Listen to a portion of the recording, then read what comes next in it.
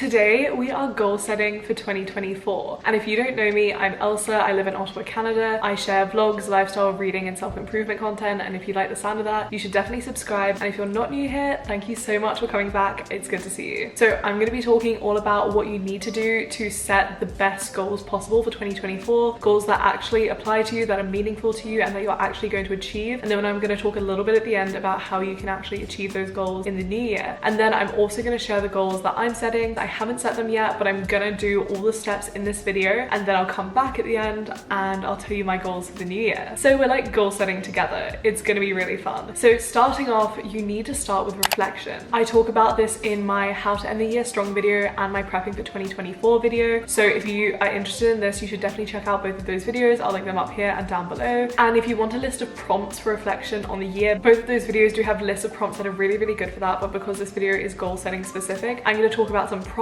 and an exercise you can do to reflect on your goals from 2023. And also, before we start, I highly recommend having a piece of paper or a journal page open separate to where you're going to be answering these prompts, and think of it as kind of like a brainstorming brain dump thing, because as you're writing about this, you are going to come up with so many ideas, so many things are going to pop into your brain about the new year, and it's good to have that journal page, brain dump page open so you can write down these thoughts, because I'm sure they're really great. Also, can we just take a minute to appreciate my background? I have the snowy forest, which is my backyard outside. I'm obsessed.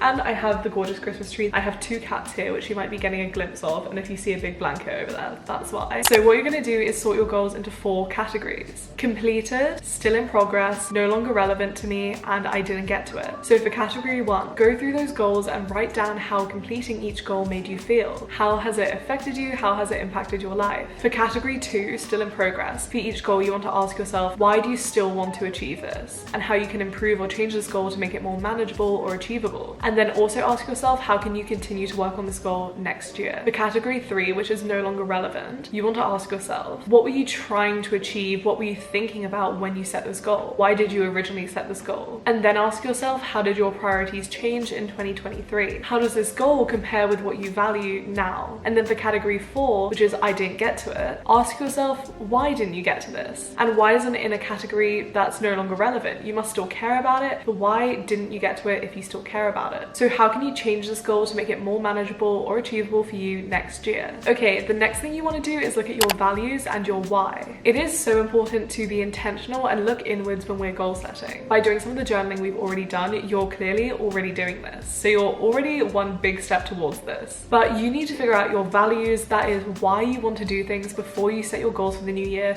to make sure they are the best goals for you. I feel like so often we just set goals that we feel like are right, but maybe they're not actually what we want and they don't actually apply to us in the way that we think they do. And so figuring out your values, figuring out your why is going to help you make sure they're the best goals for you. I have a whole progress episode on my podcast, which is People in Progress. You can listen to it on this YouTube channel or on Spotify. So I have a whole podcast episode super in depth about how to figure out your values, everything like that. So again, I'll link the YouTube episode up here and the Spotify episode down below. And if you're really interested in this, you might like, I have a self-discovery workbook on my Etsy. It is all about discovering who you are and who you want to become. It is the ultimate guide to figuring out who you are and what you want out of life. So if you're interested, it's on my Etsy and I will link it down below. But I'll mention a few things to think about here. Those other things are really in depth, but we might not have the time this December to do all of that right now. So here are some things you can think about now. First, have a look at a list of values. I'm going to pop one up here on screen, but I will also leave a link to one down below in the description where you can read a bit more in depth, and you don't have to pause the video. Take note of the values that really stick out to you and keep that list to a side, and then do some journaling about why you do things. Have a think about certain things you do in your life, routines, things you've signed up for, things you do every day, and ask yourself, why do you do that? Why do you want to do that, and why are you motivated to do that? Look at the intention behind your actions. Another thing you can do is write down things you really care about, things you're passionate about, and then think about why you are passionate and care about them. Okay, the next thing you have to do is a brain dump. And remember that piece of paper I talked about earlier, the brain dump you have on the side? Pick that up and come back to that. So with all these things you've been talking about, you hopefully should have your ideas running. And so empty all of the thoughts you have in your head about 2024 onto this piece of paper. If you want some guidance, you can write dot points or divide the piece of paper into different areas of your life. So I have some examples here, but again, these aren't all the different areas, it might be a bit more personal to you, but love, friendship, career, finance, home, wellness, spirituality. And if you can, it is really, really great if you can give this time to breathe. And by that, I mean putting this aside for a bit and coming back to it in a couple of days or a couple of weeks. Keep this page on hand while you're putting it aside, and if anything pops into your brain,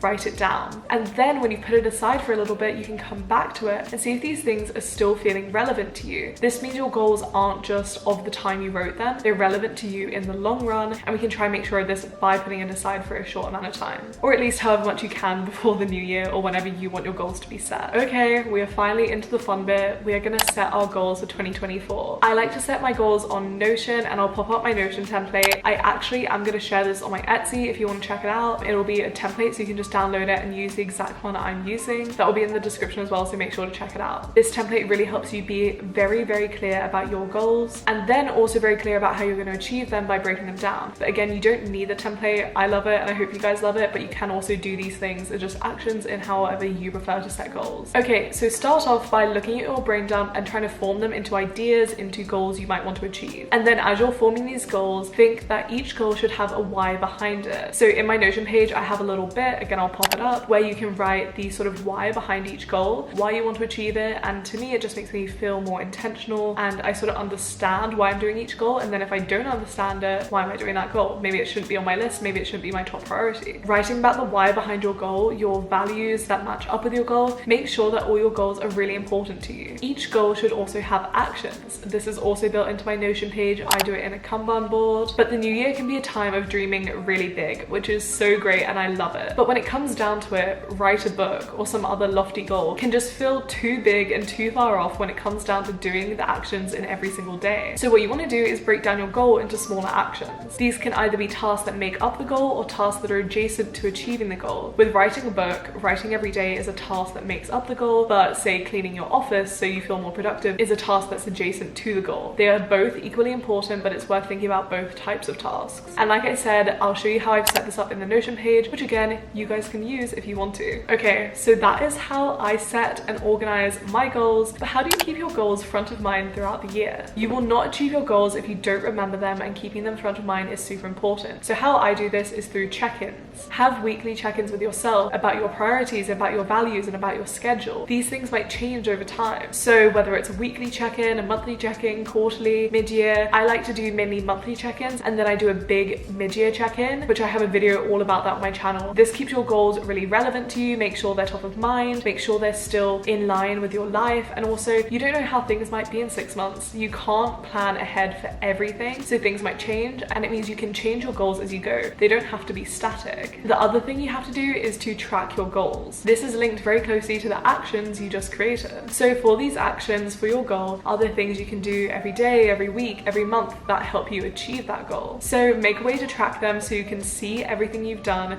and you can also see how far you come. I talk all about this in my podcast episode. It's my episode on gamified goals, and it is the guide to how I achieve my goals and how I think you can actually achieve all of your goals. I will link that down below and up here if you're interested. And then this is a separate thing I think you need to do if you're setting your goals for 2024, and I've already done it as well. But I also think it helps keeping your goals top of mind, and that is to visualize your goals. It also helps your goals feel closer to you and makes them feel more achievable, and it can be super motivating. So if you want to see me setting up my 2024 vision board, which is in line with my goals, which I'm about to share with you, that is in my reset and preparing for 2024 video, which I have spoken about and I will link. Okay, so like I said, I'm gonna go away and do all the things we spoke about in this video, and then I'm gonna pop back in and tell you my goals for 2024. Hi guys, so I'm just jumping in to tell you all about my 2024 goals. I'm just opening up my goals page. The Notion page I was telling you about is actually like an updated version from my 2023 one. I've like updated it, used all the information I've gathered from using it for a year. I'm just loving it. It is such a good goal setting page. I just love how it aligns with the way I like to set my goals. So I'm not going to tell you all of my goals because I have a lot, and to be fair, they're not like complete. Like some of them I need to add some more details to, and some of them are a bit personal, but I'm going to tell you a lot of my goals. I'm just going to go in and sort them by type so I can tell you a couple from each area. So personally, like I mentioned earlier, people are going to have different areas where they can goal set, but for me, I have career, hobby, travel, personal, and writing. And who knows, these might change. I even look back last year, I have my like first half of the year goals and then my updated spread, and it's crazy how much things change. I do think it's really good, like I've said, to be intuitive with your goals and keep checking in and change them to suit you. But yeah, I feel really good about these.